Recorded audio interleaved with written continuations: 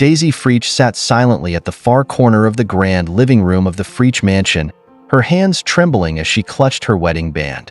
Across the room, her husband, Paulo Freach, was tenderly helping Amory to her feet after she pretended to stumble. Amory's laughter echoed in the vast room, ringing with triumph as she clung to Paulo like she belonged at his side. Daisy's chest tightened. She had grown used to this sight over the past 2 years. Paulo's tenderness reserved only for Amory, never for her. Their marriage was a cold arrangement, bound by a contract that had nothing to do with love. Their fathers had orchestrated it, and now, with both of them gone, it seemed even the pretense of a union was no longer necessary. "Why are you still here, Daisy?" Paulo's sharp voice broke her thoughts. She looked up, startled, only to find his piercing gaze fixed on her with unmistakable disdain. "I can't do this anymore," he continued, his voice growing colder. "I've tolerated this marriage for 2 years, but it's been nothing but a burden. Now that our fathers are gone, there's no reason to continue this charade." He reached into his coat pocket and threw a stack of papers onto the coffee table. Divorce papers. Daisy stared at them, her vision blurring as tears welled in her eyes. "Sign them," he said, his tone final. Before Daisy could respond, Amory stepped forward, her lips curling into a smug smile. "He's right, Daisy. You're only holding him back. Let him go. He deserves to be with someone he loves." Daisy swallowed the lump in her throat and blinked back her tears. She refused to let them see her break. Without a word, she reached for the pen on the table and signed the papers with trembling hands. Her heart shattered with each stroke of the pen, but she didn't let it show. Paulo watched her, his expression unreadable, but he said nothing as Daisy handed him the signed documents. With a small nod, he took Amory's hand and left the room without looking back. The grand bedroom that Daisy had shared with Paulo for 2 years now felt emptier than ever. The memories of her cold and lonely nights haunted her as she packed her belongings into a small suitcase. She took only the essentials, clothes, a few personal items, and the strength she had left. Her gaze fell on her wedding ring. She slipped it off her finger and placed it on the nightstand next to a handwritten letter addressed to Paulo. The letter read, "Paulo, I've signed the papers, as you wanted. Thank you for the 2 years we shared, even if they were filled with pain. I hope you find happiness with Amory. Goodbye." Tears rolled down her cheeks as she placed the letter carefully beside the ring. Without a sound, she left the mansion, her suitcase dragging behind her. The sky opened up, and rain poured heavily as if mourning the end of her marriage. Daisy didn't care about the cold or the rain. She clutched her stomach protectively. She was 2 months pregnant, a secret she had kept even from Paulo. She whispered softly to the baby growing inside her, "It's just you and me now." She walked aimlessly through the rain-soaked streets, her tears mixing with the downpour. She felt lost, but she knew she couldn't stay in a place where she was unwanted. As Daisy trudged along the side of the road, shivering from the cold, a sleek black car slowed down beside her. The window rolled down, revealing a man with kind eyes and a gentle smile. "Miss, are you all right?" he asked, concern evident in his tone. Daisy hesitated, unsure if she should trust him, but the cold and exhaustion left her with little choice. "I need to get to the airport," she replied softly, her voice barely audible over the rain. The man, Rennie, nodded and unlocked the car door. "Get in. You'll catch your death out here." Grateful for his kindness, Daisy climbed into the car. The warmth of the vehicle enveloped her, offering a brief respite from the storm outside. Rennie handed her a towel to dry off, his gaze filled with concern as he noticed her tear-streaked face. "Where are you heading?" he asked gently as he began driving. Daisy hesitated before answering. "Anywhere but here." Rennie glanced at her, his expression softening. "Running away?" he asked, his voice filled with understanding. Daisy didn't answer, but her silence was enough for him to understand. He didn't press her further, respecting her need for space. As they drove through the city, Daisy couldn't help but feel a glimmer of hope. Rennie's kindness was a stark contrast to the coldness she had endured for years. For the first time in a long while, she felt like she wasn't completely alone. Daisy sat quietly in the back seat of Rennie's car as the rain continued to pour outside, the rhythmic tapping of droplets on the windows matching the turmoil in her heart. Rennie's occasional glances at her through the rearview mirror were filled with concern, but he didn't press her for details about her situation. Instead, he focused on driving safely through the stormy streets. "Do you have a flight booked?" Rennie finally asked after a long stretch of silence. Daisy hesitated. "No," she admitted, her voice barely above a whisper. "I was planning to buy a ticket once I got there." Rennie frowned but nodded. "Where are you planning to go?" "Anywhere far," she replied softly, her eyes fixed on the raindrops racing down the window. "I just need to leave this place." Rennie's gaze softened as he glanced at her again. He could see the exhaustion in her eyes and the weight of something unspoken pressing down on her. "I know it's none of my business, but running away doesn't always solve everything," he said gently. Daisy looked at him, her lips pressing into a thin line. "Sometimes it's the only option left," she murmured, her hand instinctively resting on her stomach. Rennie noticed the subtle gesture, but chose not to comment. Instead, he changed the subject. "All right, let's get you to the airport first. But if you need help or a place to stay tonight, I know a safe hotel nearby. It's not far from here." Daisy considered his offer. She didn't have a clear plan, and the thought of wandering aimlessly in the middle of the night, especially in her current state, was daunting. "Thank you," she said quietly. "I appreciate your kindness." Rennie gave her a small smile. "No need to thank me. Sometimes, we all need a little help." Meanwhile, back at the Freach mansion, Paulo sat alone in the grand living room, staring at the divorce papers and the wedding ring Daisy had left behind. The letter she had written lay unfolded on the table, its simple words cutting deeper than he'd expected. He couldn't understand why he felt so restless. For 2 years, he had seen their marriage as nothing more than a burden, a contractual obligation that had robbed him of his freedom. But now that Daisy was gone, an unsettling emptiness had settled over him. Amory entered the room, her heels clicking against the marble floor. "Paulo, are you all right?" she asked, her voice laced with concern. He glanced at her briefly before looking away. "I'm fine," he replied curtly. Amory frowned and sat beside him, placing a hand on his arm. "You're still thinking about her, aren't you?" Paulo didn't respond, but his silence spoke volumes. Amory's expression hardened. "She's gone now, Paulo. Isn't that what you wanted? You're free to live your life without her holding you back." "She didn't hold me back," Paulo muttered under his breath, almost as if he were trying to convince himself. Amory's eyes narrowed. "Don't tell me you're starting to regret letting her go," she said, her tone tinged with jealousy. Paulo stood abruptly, running a hand through his hair. "I don't know what I feel," he admitted. I need some air." Without waiting for her response, he grabbed his coat and left the mansion. The cold rain drenched him as he got into his car, but he didn't care. He had to find Daisy. He had to know where she had gone and why her absence was bothering him so much. Daisy checked into the small hotel Rennie had recommended. The cozy lobby was a stark contrast to the grandeur of the Freach mansion, but it felt warm and welcoming, a place where she could finally breathe. "Thank you again," Daisy said as Rennie helped her carry her suitcase to her room. Rennie smiled warmly. "You don't need to keep thanking me, Daisy. Just focus on resting and figuring out your next steps. If you need anything, my number is on the card I left with you." Daisy nodded, her heart swelling with gratitude. "I don't know how to repay you for your kindness." "You don't have to," Rennie replied.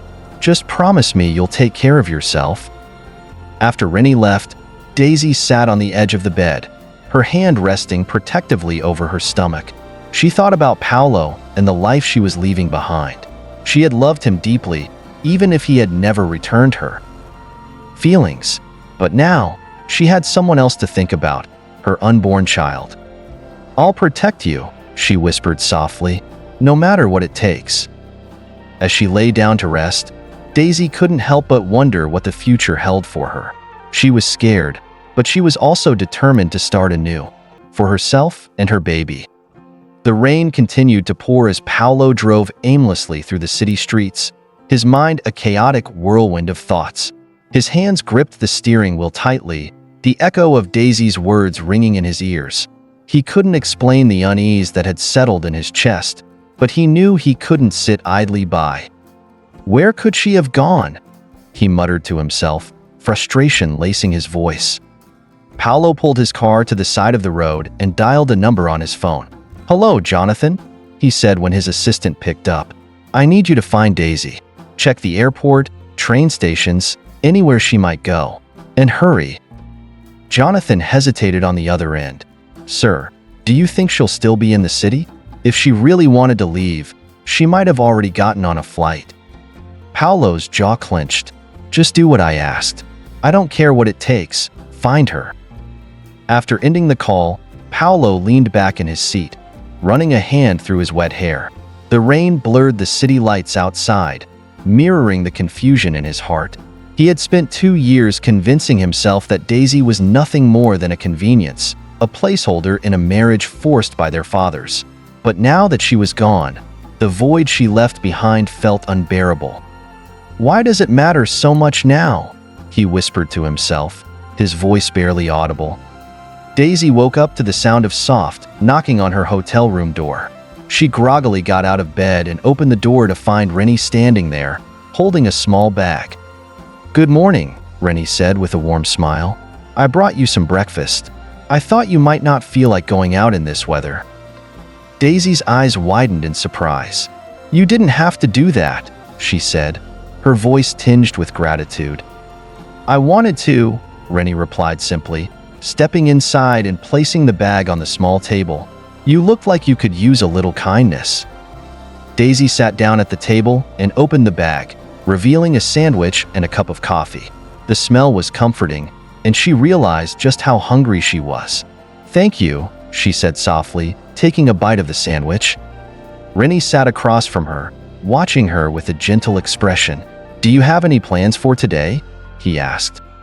Daisy hesitated. "I'm not sure yet," she admitted. "I was thinking of looking for a place to stay longer term. I can't stay here forever." "Well, if you need help, let me know," Rennie offered. "I have a few connections in the city. I can help you find something safe and affordable." Daisy smiled faintly. "You've already done so much for me. I don't want to be a burden." "You're not a burden, Daisy," Rennie said firmly. "Sometimes we all need a little help to get back on our feet. There's no shame in that." Daisy felt a lump form in her throat at his words. It had been so long since someone had shown her genuine kindness, and she didn't know how to respond. Instead, she simply nodded and focused on her breakfast, silently vowing to repay Rennie's generosity one day. Paulo's search for Daisy continued to yield no results, and his frustration grew with each passing hour. He found himself at a bar, nursing a glass of whiskey as he replayed the events of the past few days in his mind. Amory joined him shortly after, her presence unwelcome but familiar. "Still looking for her?" she asked, sliding onto the bar stool beside him. Paulo didn't respond, his gaze fixed on his drink. Amory sighed. "Paulo, why are you so obsessed with finding her? You're free now. Isn't that what you wanted?" "I don't know what I want anymore," Paulo admitted, his voice low. "All I know is that I can't stop thinking about her." Amory frowned, jealousy flashing in her eyes. "She's just an ordinary woman, Paulo. She doesn't belong in your world. Let her go." "She's not just an ordinary woman," Paulo said sharply, his eyes meeting Amory's. "She's my wife. She's been by my side for 2 years, and I never gave her the respect she deserved. I don't even know if she's safe right now." Amory scoffed. "She made her choice when she walked out. If she wanted to be safe, she should have stayed." Paulo stood abruptly, tossing a few bills on the counter. "You don't understand, Amory, and I don't expect you to, but I need to find her, and I won't stop until I do." As he walked out of the bar, Paulo felt a strange sense of determination. He didn't know what he would say to Daisy when he found her, but he knew he had to try. For the first time in his life, he wanted to fight for something, or someone, that truly mattered. Daisy sat on the edge of her hotel bed, staring at her reflection in the mirror. Her eyes were puffy and red from crying, but it was the blank look in her eyes that startled her the most. She felt hollow, like a shell of the person she once was. 2 years of marriage, 2 years of pain, and now, nothing. Her heart ached for the love she'd never received from Paulo, but at the same time, she knew she had made the right choice by walking away. "Enough, Daisy," she muttered to herself, running her fingers through her disheveled hair. "You need to be strong, for yourself and for—" She hesitated, her hand instinctively moving to her stomach. "For this little one." A soft knock at the door interrupted her thoughts. Startled, she quickly stood up and composed herself before opening it. Rennie stood on the other side, holding a paper bag and wearing his ever-reliable warm smile. "I figured you might not have eaten yet," Rennie said, handing her the bag. Daisy gave him a small, grateful smile. "You're spoiling me, Rennie. You really don't have to do this." "I want to," he replied, his voice gentle. "Besides, you need to take care of yourself, and I won't take no for an answer." As she sat down to eat, Rennie pulled up a chair across from her. He watched her silently for a moment before speaking. "Daisy, I don't mean to pry, but what's your plan? Are you staying in the city, or are you thinking of starting fresh somewhere else?" Daisy paused, her fork halfway to her mouth. "I don't know," she admitted. "I thought I had everything figured out, but now, everything feels so uncertain. All I know is that I can't go back to that life." Rennie nodded, his expression thoughtful. "Sometimes, starting over is the best thing we can do for ourselves. It's scary, but it's also a chance to build something better." Daisy felt a pang of emotion at his words. For the first time in a long time, she felt like someone genuinely cared about her well-being, not for what she could offer but simply for who she was. Paulo sat in his office, his eyes fixed on the divorce papers that lay on his desk. The sight of Daisy's signature felt like a punch to the gut, a stark reminder of how much he had taken her for granted. He leaned back in his chair, running a hand through his hair in frustration. Memories of their time together flooded his mind. The quiet dinners, the stolen glances, the moments of warmth he had foolishly dismissed. He had always told himself that their marriage was a convenience, a contract born out of obligation. But now, with her gone, he couldn't deny the void she had left behind. "Sir," Jonathan's voice interrupted his thoughts as he stepped into the office. "We've checked the airports and train stations. No sign of her yet. It's possible she's still in the city." Paulo clenched his jaw, his frustration mounting. "Keep looking. She couldn't have gone far." Jonathan hesitated before speaking again. "If I may, sir, why are you so determined to find her? I thought you wanted this divorce." Paulo's eyes darkened. "I thought I did, but now, I'm not so sure." Jonathan nodded, understanding the weight of his boss's words. "I'll do everything I can to find her, sir." As Jonathan left, Paulo leaned forward, resting his elbows on the desk and burying his face in his hands. For the first time in years, he felt utterly lost. Daisy decided to take a walk to clear her mind. The city streets were alive with activity, but she felt like a ghost drifting through the crowd. She pulled her coat tighter around her, the cool evening air biting at her skin.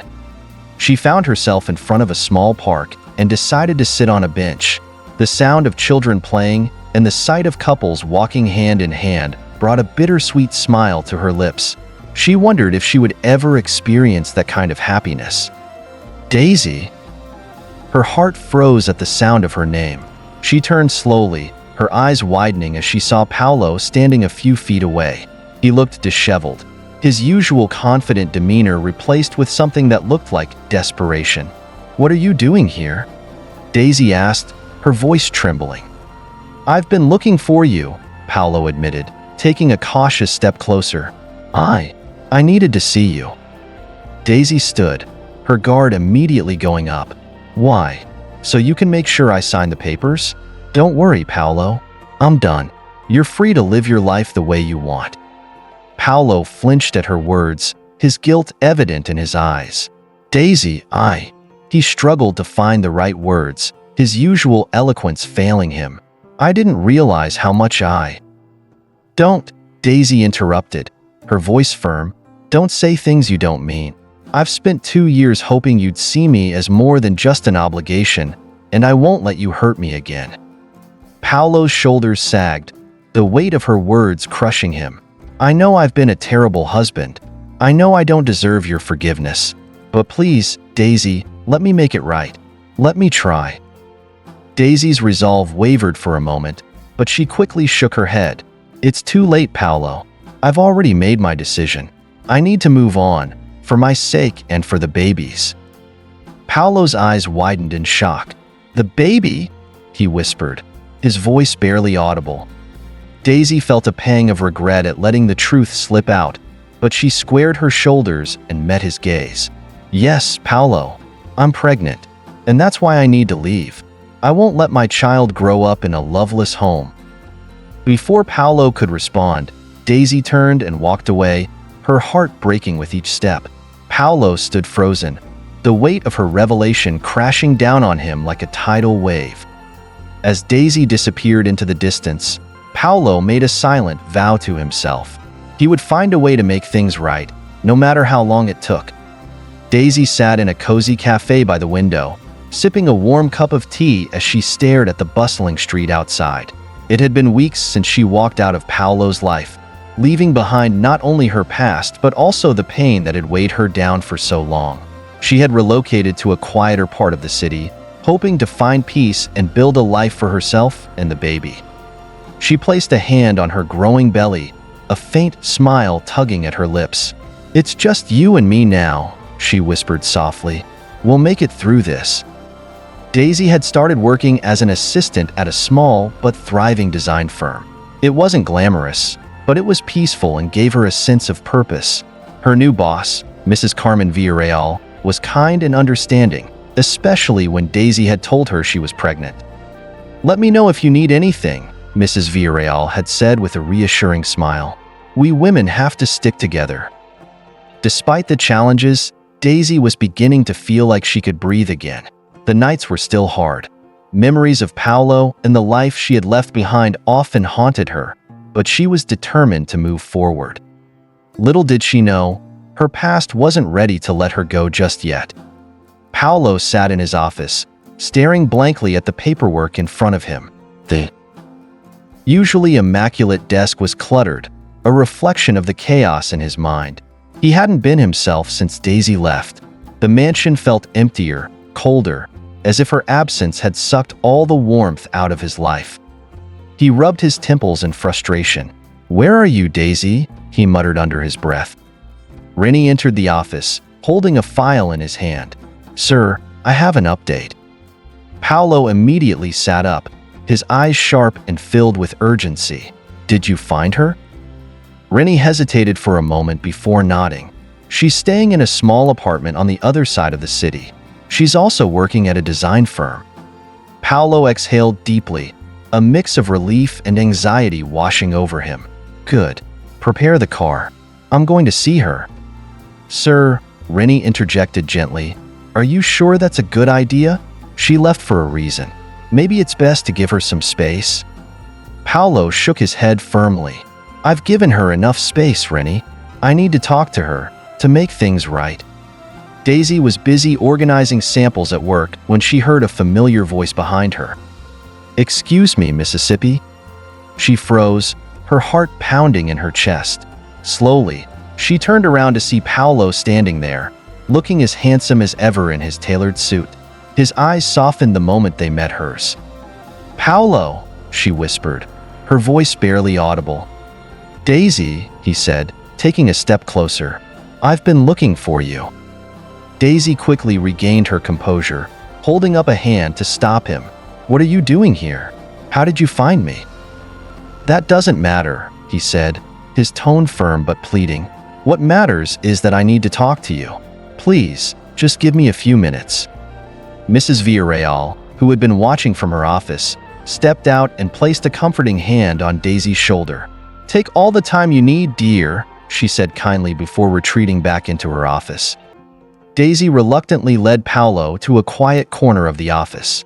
"You shouldn't have come here," she said, crossing her arms.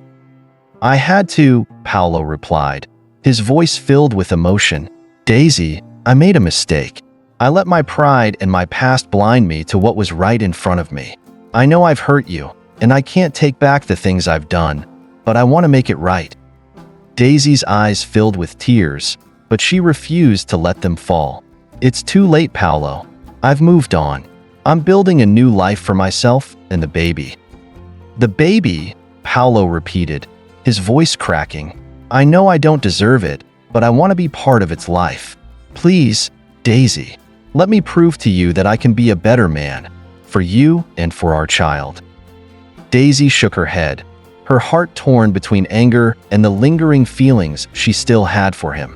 "You can't just show up and expect everything to go back to the way it was. You had your chance, Paulo, and you threw it away." "I know," he said, his eyes filled with regret, "and I'll spend the rest of my life making it up to you if you let me. Just don't shut me out." Completely. Daisy looked away, unable to meet his gaze. She didn't know if she could trust him again, but a part of her wanted to believe that he had changed. "Fine," she said after a long pause. "You can be part of the baby's life, but that's it. I'm not ready to forgive you, Paulo. Not yet." Paulo nodded, a glimmer of hope in his eyes. "Thank you, Daisy. That's all I ask." As he left, Daisy felt a whirlwind of emotions. She had taken a step toward letting him back in, but she wasn't sure if her heart could handle the consequences. Daisy's new routine gave her a sense of stability, but her heart was anything but steady. Ever since Paulo had shown up at her workplace, her mind had been plagued with questions. Could she really trust him to stay in her life for the baby's sake? Or was he just trying to soothe his own guilt? Meanwhile, Paulo wasn't one to let time slip by. He tasked Rennie with gathering every detail about Daisy's life since she left him. He wanted to know everything: how she was living, how she was feeling, and most importantly, how to win her back. One evening, Paulo found himself sitting in his study, holding a glass of whiskey. His phone buzzed, and Rennie's name appeared on the screen. "Sir," Rennie began, "I've gathered the information you requested. Daisy is doing well, but..." "But what?" Paulo pressed, his grip tightening on the glass. "She's struggling financially. The design firm pays her a modest salary, but with the baby on the way, her expenses are mounting. She's also been seeing a doctor regularly, prenatal checkups, but it seems she's been trying to save money by cutting corners elsewhere." Paulo's heart sank. He had failed her once before, but he wouldn't let her face this alone. He decided to take action. The next morning, Daisy arrived at her apartment to find a sleek black car parked outside. Confused, she approached cautiously, only to see Paulo step out with a large bouquet of white lilies, her favorite. "What are you doing here?" she asked, her tone sharp. Paulo smiled faintly. "I came to see you, and to help." "I don't need your help," she said firmly, crossing her arms. "You may not want it, but you need it," Paulo replied, his voice soft but resolute. He handed her a sealed envelope. "This is for the baby. It's not charity, Daisy. It's my responsibility." Daisy hesitated before opening the envelope. Inside was a check, a substantial amount that could cover all her expenses and more. She looked up at Paulo, her eyes blazing with anger. "You think you can just throw money at me and make everything better?" she snapped. "You can't buy your way out of the pain you caused me." Paulo took a deep breath. "I'm not trying to buy anything, Daisy. I just want to make sure you and the baby are taken care of." "We don't need your money," she said coldly. "We're doing just fine on our own." "Daisy, please." "No, Paulo. If you really want to help, then respect my boundaries. Let me figure this out on my own." Defeated, Paulo nodded. "All right, but the offer stands. Anytime you need anything, I'm just a call away." As he left, Daisy felt a pang of guilt. She knew he was trying, but the wounds he had inflicted were still too raw. Days turned into weeks, and Daisy focused on her work and her pregnancy. Despite her insistence that she didn't need Paulo's help, she couldn't deny that his presence lingered in her mind. One evening, as she was organizing baby clothes she had purchased on sale, her phone buzzed. It was a message from Paulo. "Paulo, I hope you're doing well. I just wanted to let you know that I've set up a trust fund for the baby. It's in their name, and you'll have full control over it. No strings attached." Daisy stared at the message, her emotions conflicted. Part of her wanted to reject his gesture outright, but another part, the part that thought of the baby's future, knew it was a selfless act. The next day, Daisy decided to visit her OBGYN for a routine checkup. As she sat in the waiting room, flipping through a magazine, she was surprised to see Paulo walk in. "Paulo," she said, startled. "What are you doing here?" "I asked Rennie to find out your schedule," he admitted sheepishly. "I wanted to be here. For the baby?" Daisy sighed. "You're persistent. I'll give you that." During the appointment, Paulo sat quietly, his eyes fixed on the ultrasound screen. When the doctor pointed out the baby's tiny heartbeat, Paulo's expression softened, and Daisy saw a glimpse of the man she had once fallen in love with. After the appointment, they walked out together. Paulo turned to her, his voice filled with sincerity. "Thank you for letting me be a part of this, Daisy. It means more to me than you know." Daisy looked at him, her walls beginning to crack ever so slightly. "Just don't let me down again," she said softly. "I won't," Paulo promised. Paulo couldn't stop thinking about the ultrasound appointment. Hearing his baby's heartbeat had unlocked something inside him, a longing he hadn't felt in years. It wasn't just about the baby anymore. It was about Daisy too. He replayed the last 2 years of their marriage in his mind. His arrogance, his inability to appreciate Daisy's sacrifices, and his blind devotion to Amory had led to the downfall of their relationship. Now, with Amory gone from his life, Paulo realized too late that he had been holding onto a hollow love. Paulo was sitting in his office, staring blankly at his desk when Rennie entered. "Sir," Rennie said hesitantly, "I have more information about Daisy."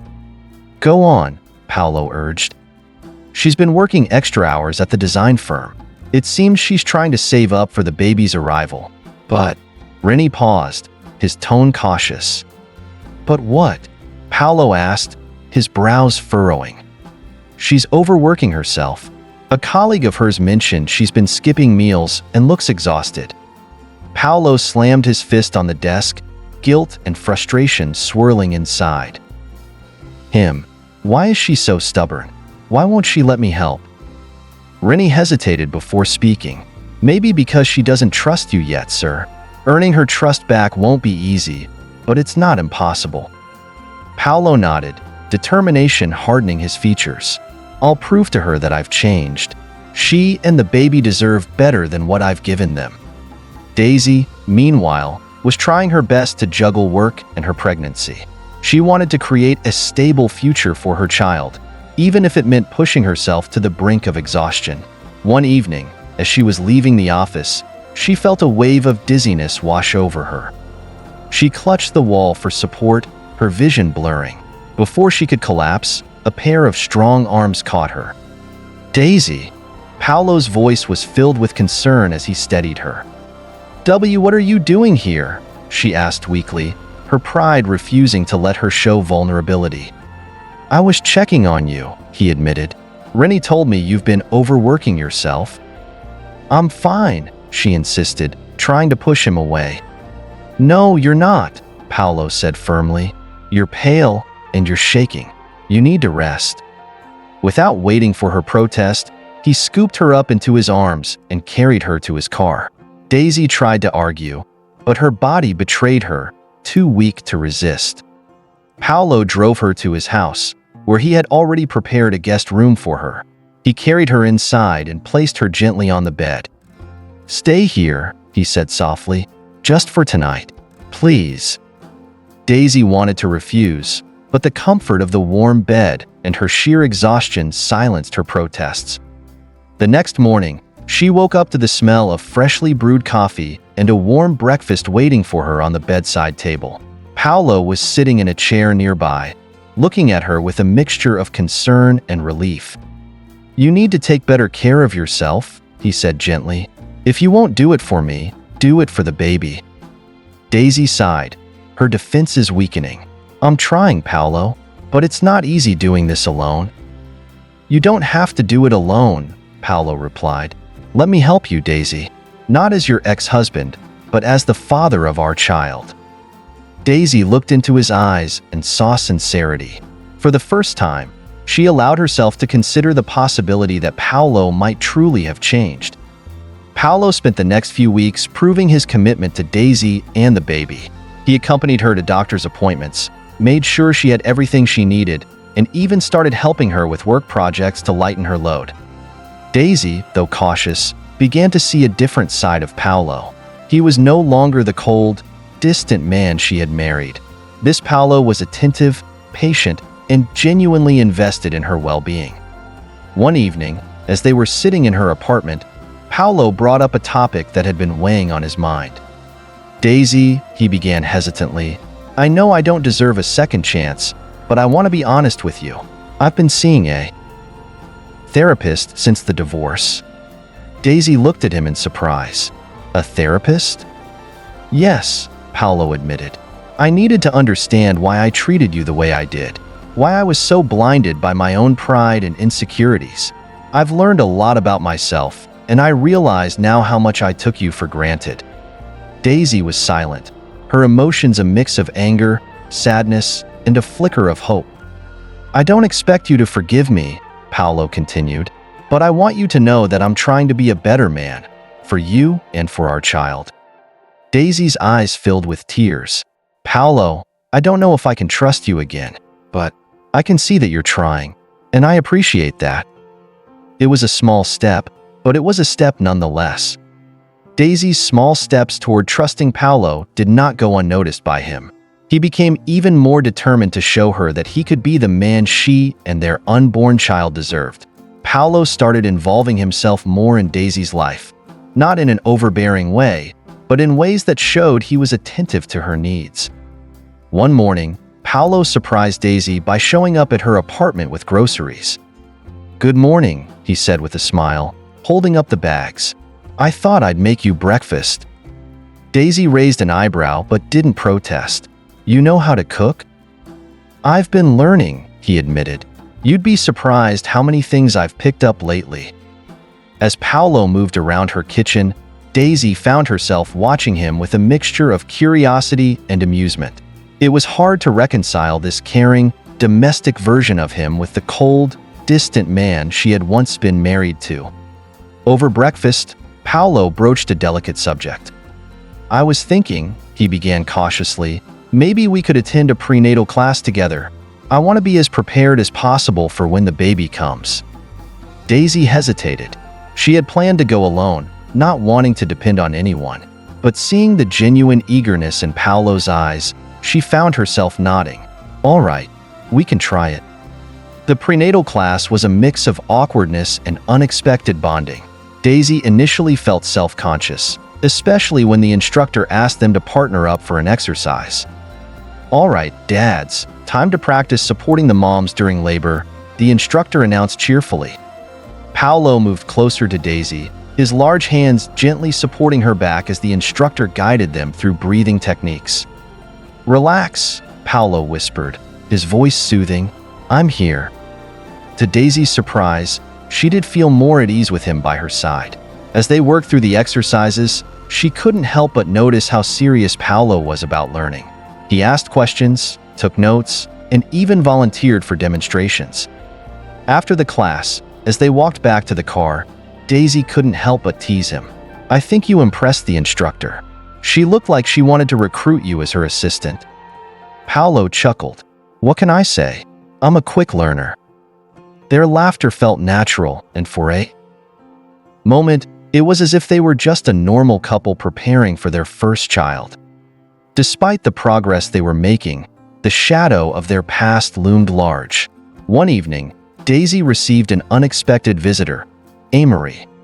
Daisy's heart sank as she opened the door to see the woman who had been at the center of her marital woes. Amory looked as polished and confident as ever, but there was something different in her eyes. Regret, perhaps? Daisy, Amory began, her voice uncharacteristically soft. Can we talk? Daisy stepped aside, letting her in. The two women sat across from each other, the tension between them palpable. I owe you an apology, Amory said, surprising Daisy. I was selfish and thoughtless. I didn't care about the damage I was causing because I was too focused on what I wanted. But seeing how much Paulo has changed, I realized now that I was wrong. Daisy didn't know what to say. She had spent so much time resenting Amory, blaming her for the collapse of her marriage. Hearing this apology felt surreal. I don't know if I can forgive you, Daisy admitted honestly, but thank you for saying that. Amory nodded, her expression solemn. For what it's worth, I hope you and Paulo can find happiness, whether it's together or apart. As Amory left, Daisy sat alone, processing the encounter. It was a strange mix of closure and lingering pain. Paulo noticed that Daisy seemed quieter than usual the next day. He gently prodded her for an explanation, and after some hesitation, she told him about Amory's visit. I don't know how to feel, Daisy admitted. Part of me wants to move on, but another part of me is still stuck in the past. Paulo reached for her hand, his touch warm and steady. I can't change the past, Daisy, but I promise you, I'll spend the rest of my life making up for it if you'll let me. Daisy looked into his eyes, searching for any hint of insincerity. All she saw was a man who was trying, truly trying, to be better. One step at a time, she said softly. Paulo smiled, relief washing over him. One step at a time. As they sat together, the baby kicked, startling them both. Daisy laughed, placing her hand on her belly, and Paulo quickly joined her, his hand resting next to hers. That's our baby, he said, his voice filled with awe. In that moment, Daisy felt a glimmer of hope, a hope that maybe, just maybe, they could rewrite their story. Thank you for watching. Hope you enjoyed the story. Please don't forget to like, comment, share, and subscribe for more delightful stories.